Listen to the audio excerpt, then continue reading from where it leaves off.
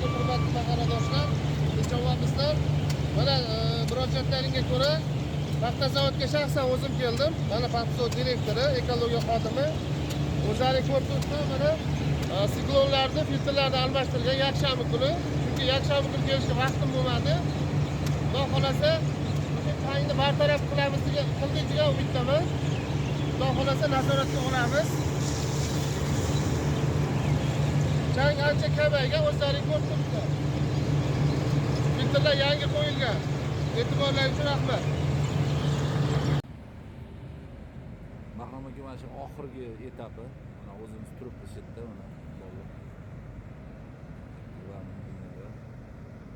chang boshqa narsa chiqayotgani yo'q. Ishlab turibdi hozir. Ishlarni ko'rib chiqdik. Oxirgi